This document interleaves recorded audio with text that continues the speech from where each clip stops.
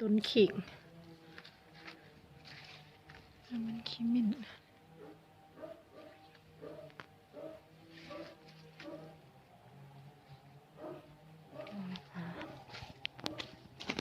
มะเขือนี่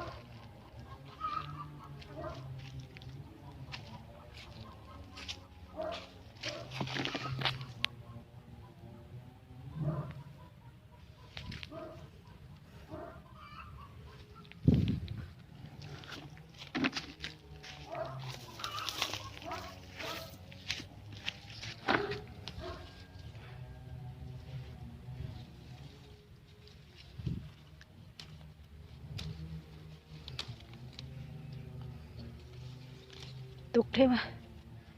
อันนี้ดุกต้นเดียวอู้กระโดด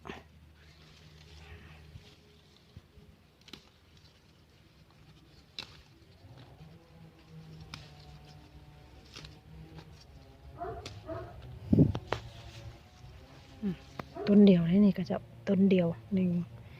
2 3 4 5 6 7 8 9 10 11หน่วยต้นเดียว11 12 13มันยังน้อยอยู่นี่พอได้กิน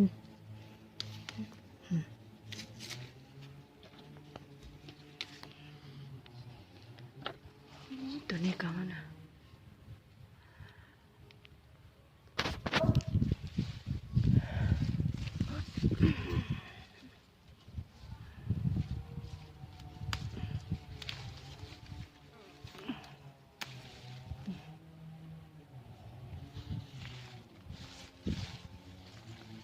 หลายก็ได้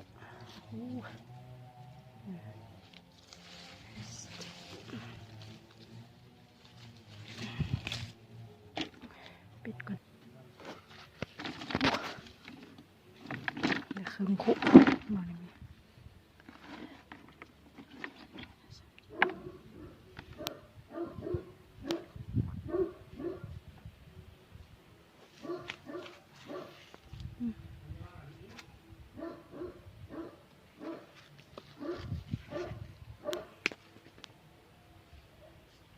นี่หอมป้อมนี่มันด่างกำลังเป็นหัว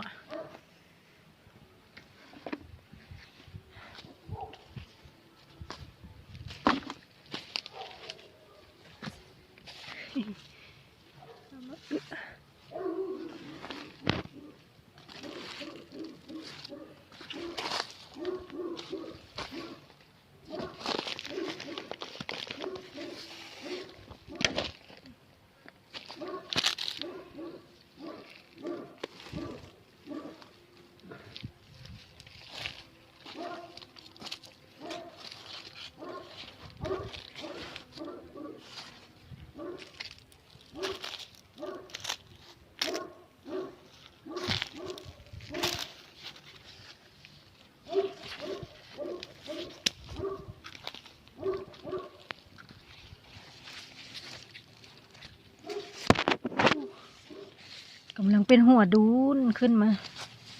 มันด่างกำลังเป็นหัว อันนี้ขี้หายจะ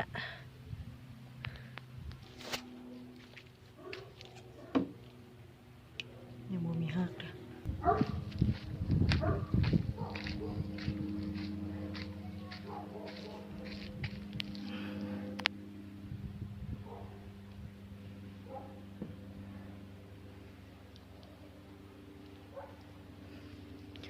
เป็นลูกหลายกระโดด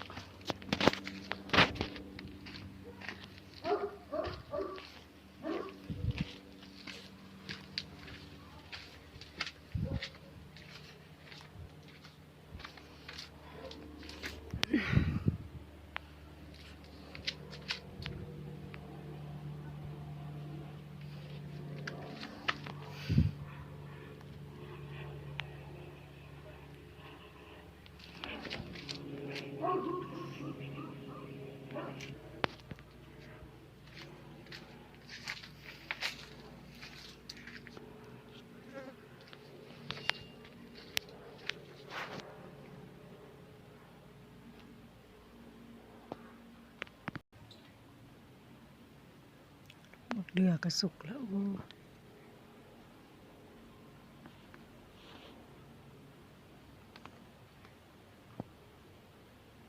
นี่มักเดือหวานเดือหวานลูกใหญ่ๆหวานๆตุกไก่มันเห็นยังไงตุกไก่